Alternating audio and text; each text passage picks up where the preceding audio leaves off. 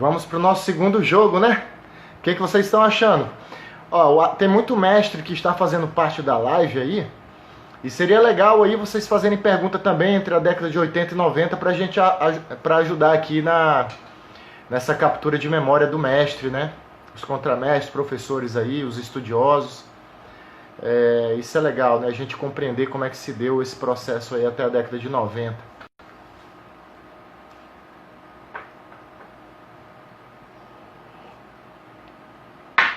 Esperar o mestre entrar.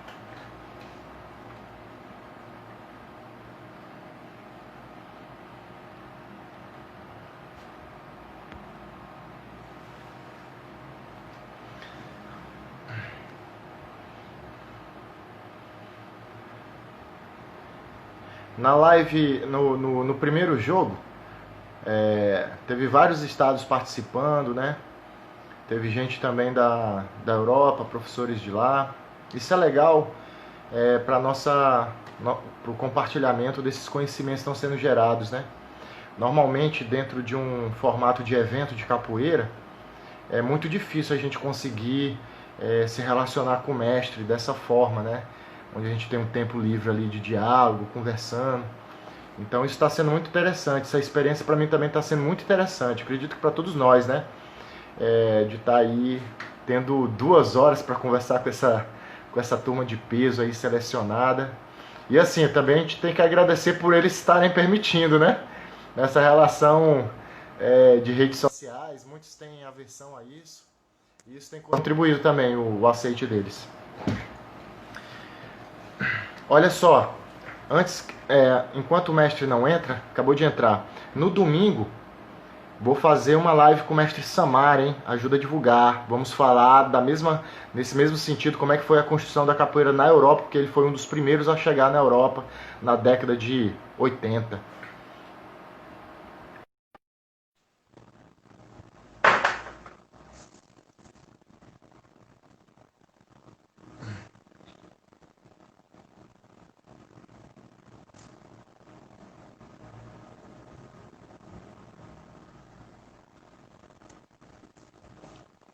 O mestre já entrou, fiz o convite, aguardando ele aceitar. Pronto. Respirou, mestre? Voltamos para o segundo jogo. Ei, mestre, eu quero muito lhe agradecer. Assim, estava falando com uns amigos agora aqui, isso é muito interessante, porque normalmente num evento de capoeira, quando a gente encontra vocês, a gente não tem essa calma de conversar, perguntar um monte de curiosidades que a gente tem. E essa experiência tem sido fantástica, mestre. Muito obrigado. Então, Tranquilo. nessa coisa do início da década de 80, né? A gente tem aí mais um tempo, vamos falar da década de 80 até 90, dessa massificação, dessa capoeira mais metódica. Vários grupos vão surgir também, vão colocar isso em vários estados, inclusive acessar estados, por exemplo, no norte do país, no Nordeste isso também vai ser massificado, né?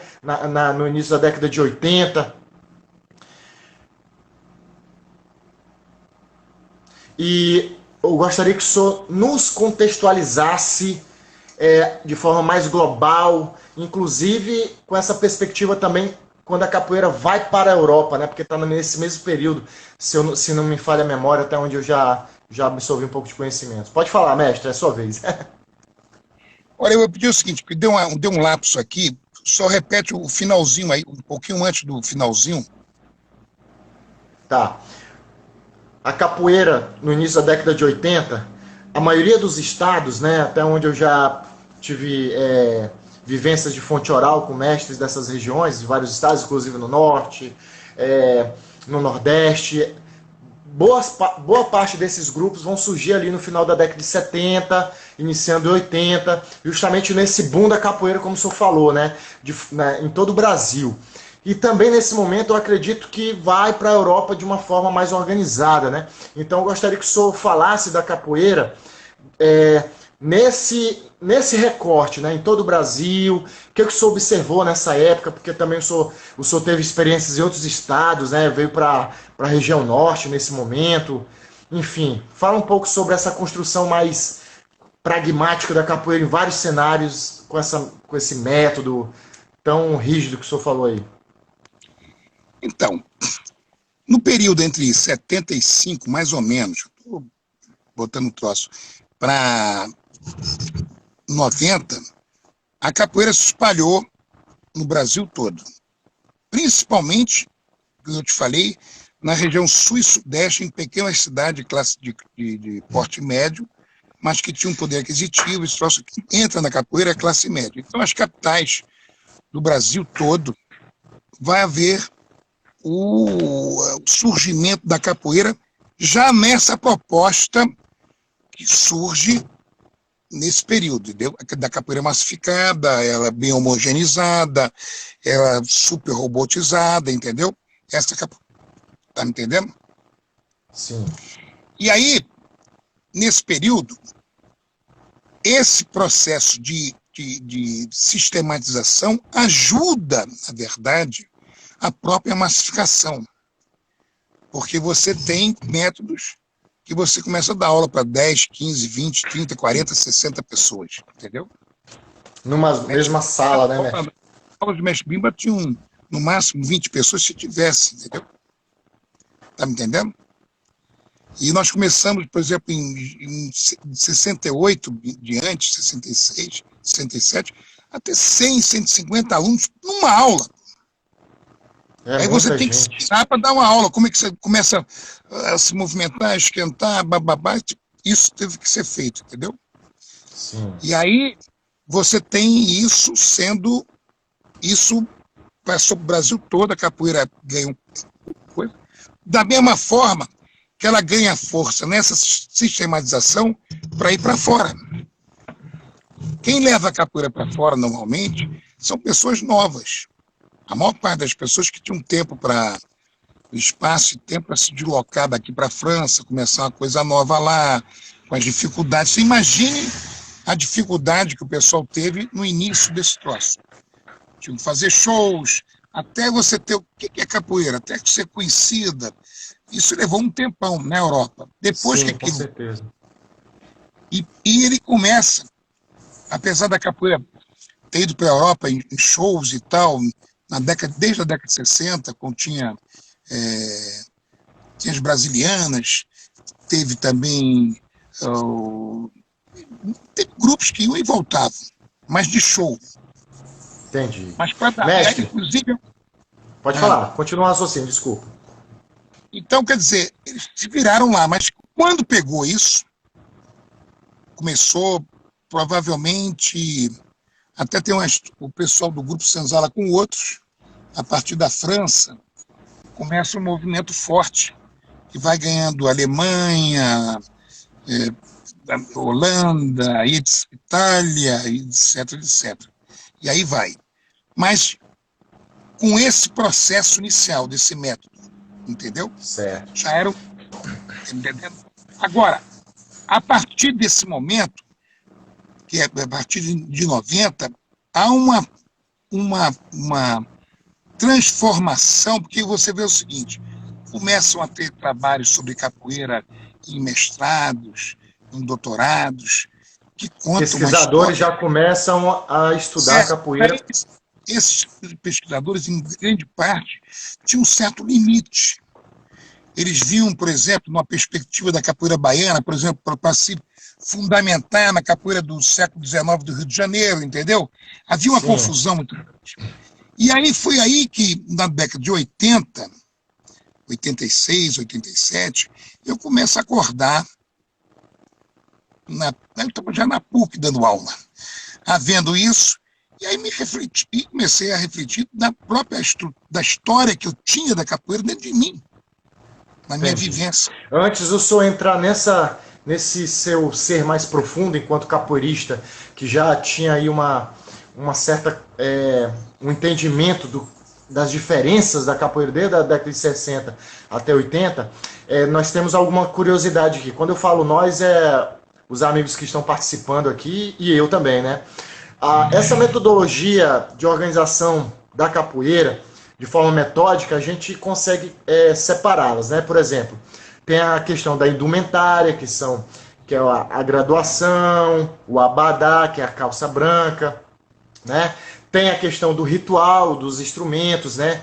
Quando que o grupo Senzala de repente vai utilizar 3 berimbaus, cada um tocando um toque, essa composição de roda, né? E se essa organização, tanto de indumentária quanto dos rituais, esses fundamentos que foram praticamente sendo construídas aí no final da década de 70, né, para 80 também, e sendo mais fortalecido no final da década de 90, se havia simbologias, né, porque muitos grupos vão pegar também dessa fonte que o grupo Senzala, dentro dessa perspectiva está criando, e vai colocar simbologias e falar a corda vermelha significa isso, a calça branca significa isso. Explica um pouco mais para a gente entender essas questões, mestre. Então, você falou bem. Essa parte todinha simbólica, ela começou a entrar exatamente quando você criou a graduação. Um sujeito, para sair de corda branca para não ser corda X, ele tinha que ter um toque de berimbau. Um sujeito, para não sei o que, tinha que falar sobre isso, entendeu? Então, essa ritualidade, essa pseudo-ritualidade, ela é feita numa perspectiva de você conseguir status de corda a partir da corda mínima à corda máxima, entendeu o que eu estou dizendo? Isso foi uma construção. Então, nós construímos também essa indumentária que na verdade, esses pseudos fundamentos. Todas as fundamentações são construídas ali. Então, é como se você botasse uma cartilha e você decorasse essa cartilha, entendeu? E você repetia. E você vai ver o seguinte, quase ninguém sabia nada sobre a história da capoeira. Né, mestre? Olha que interessante, mestre. Porque também, por exemplo, tem muitos capoeiristas que criticam outros capoeiristas pela não aceitação dessas tradições aí, porque assim, pela sua ótica, isso não é uma tradição, né, mestre? Porque a capoeira, ela foi absorvendo o seu próprio meio, né? Ela foi se modificando com o seu próprio meio, né? Então, por exemplo, tem grupos que usam a calça, em vez de ser branca, é vermelha, azul, preta, enfim. Aí tem outros capoeiristas que vão dizer, olha, esse grupo eu não entro, porque ele não tem calça branca. Então, para mim, isso aí é vamos falar assim, uma palhaçada, né? Então, como é que a gente, dentro da capoeira, vai julgar tudo isso, né, mestre? Entendendo um pouco essa contextualização, né? Eu acho impressionante isso. Essa diversidade de liberdade, onde o capoeirista se apropria do seu meio, parece que hoje não é mais possível, né, mestre? Eu gostaria que o senhor fundamentasse bem essa década de 80, né, nessa percepção, porque eu acho que aí é o pontapé inicial do que a gente vai tentar desconstruir hoje e retornar ao passado com essa liberdade que eu acho que se perdeu, né, mestre? Então, exatamente isso. O reflexo dessa fase principal entre 75 a 90, que é um período da grande massificação, é um problema que nós estamos começando a desconstruir desde a década de 90.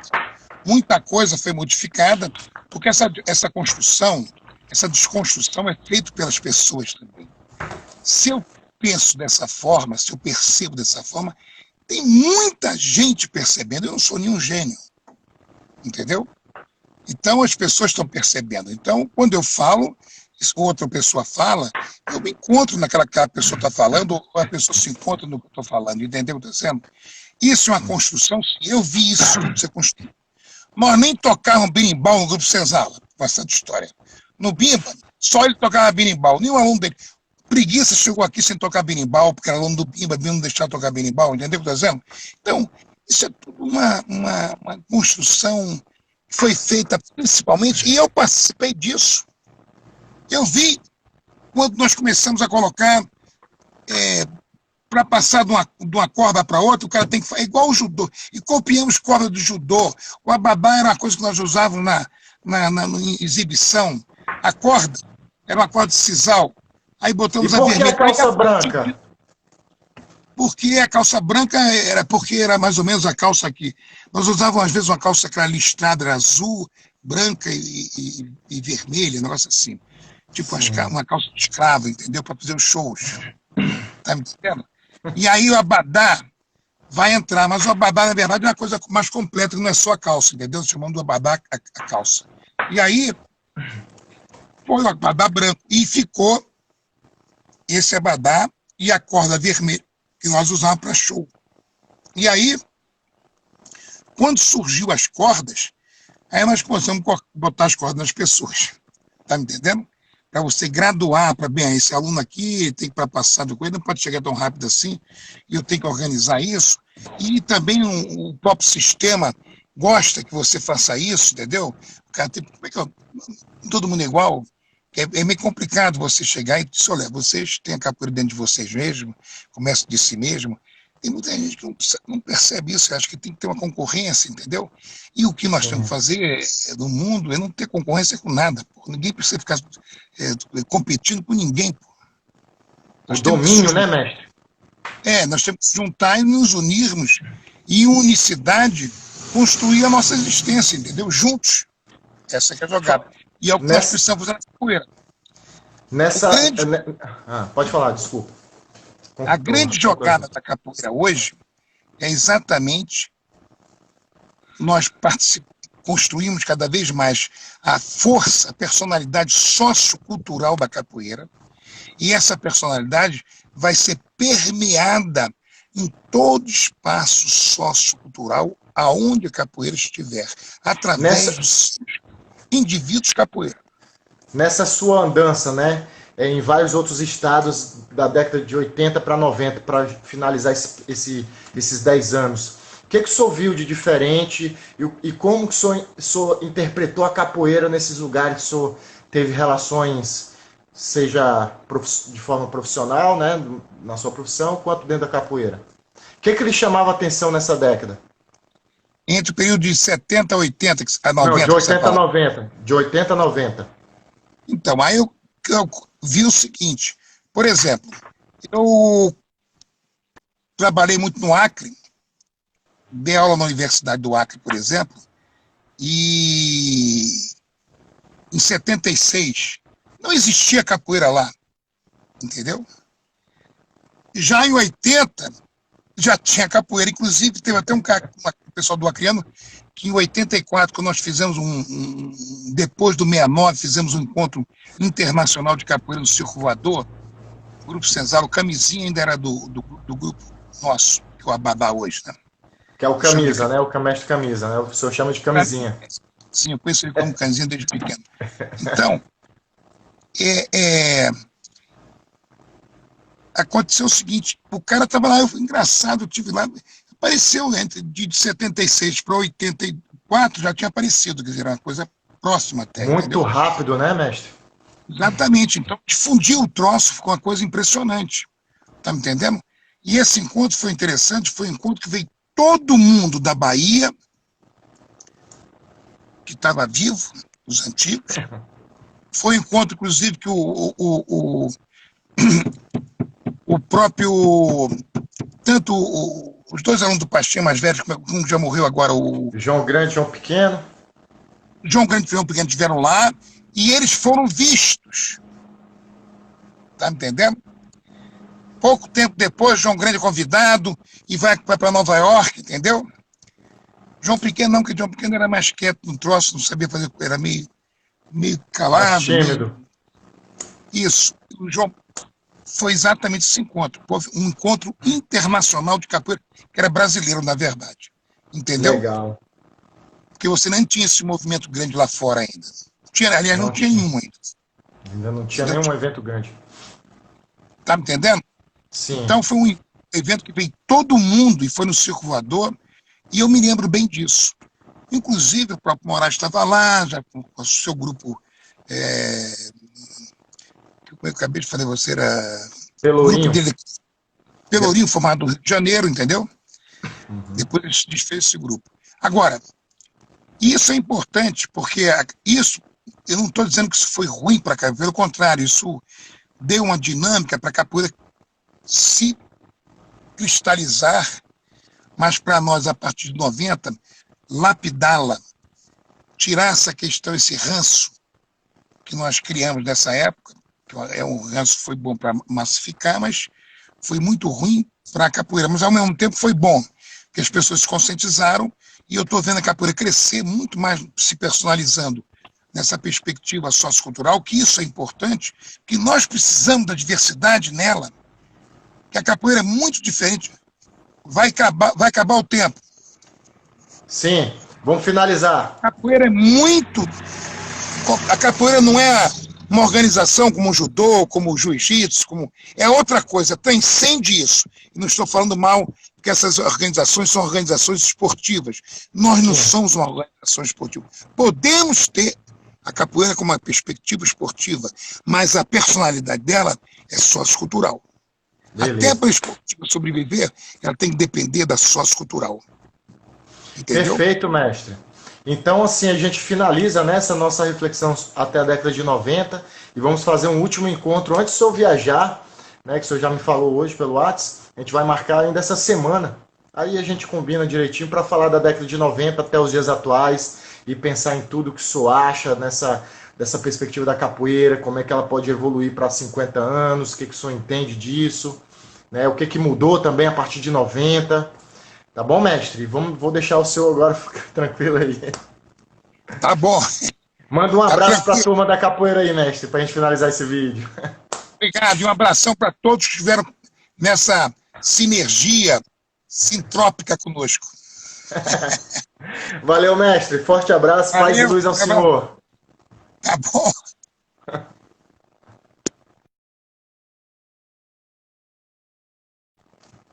É isso aí, turma. Olha só, temos novidades, hein? Domingo vai haver uma live com o mestre Samara. E aí é interessante quem está acompanhando a live com o mestre Gil Velho, que a gente está tentando construir um diálogo aí para entender como é que estava essa construção da capoeira no Brasil, em vários estados, né? E aí, nesse momento do final da década de 80, no início da década de 80 para 90, a capoeira também vai para a Europa com esse sistema de organização, enfim, né? E é justamente com um dos percussores dessa forma de trabalhar organizada, que é o mestre Samara, que a gente vai falar no domingo, certo? Só estou ajustando qual vai ser o melhor horário com ele, porque fuso horário, né? Também já estou agendando com o mestre Sorriso, né? Amanhã, saber se vai ser na segunda-feira ou na terça. O mestre Sorriso, para quem não sabe, é um dos fundadores também do grupo, faz parte das duas crianças que iniciaram com esses mestres mais velhos, né? Também estou agendando com ele. Também a gente vai fazer um passeio por alguns mestres de capoeira da região norte, para entender como é que a capoeira chega nos principais estados da região norte. Então, quem está nos acompanhando, o meu canal do Instagram ele é muito recente, né? Então, vamos tentar ajudar a compartilhar esses banners para que outras pessoas tenham acesso. Isso aqui é conhecimento puro, não tem livro de capoeira, né? Dá muito trabalho fazer isso, porque tem que entrar em contato com o mestre, ele tem que aceitar, tem todo um diálogo nos bastidores, né? Mas graças a Deus eles estão com bastante tempo e dá para ajudar a gente nesse diálogo. Eu quero agradecer a presença dos mestres de capoeira de diversos estados, quero agradecer a presença de vários grupos de capoeira. Eu acho que é isso, não é bandeira, né, que a gente tem que se preocupar. E a gente está no isolamento social, e a gente, enquanto capoeirista, por mais que a gente não esteja dentro da academia, para estar treinando a nossa parte física, a gente faz isso em casa também. Mas agora eu acho que é o momento da gente absorver o máximo de conhecimento de diversas fontes orais que são os nossos anciões. Beleza? Forte abraço a todos vocês, paz e luz. Ajude a compartilhar no direct aí do IGTV, dentro do perfil, as lives que estão sendo... não está entrando no Stories, está entrando no Direct TV. Ok? Paz e luz a todos. Até mais. Até o próximo encontro.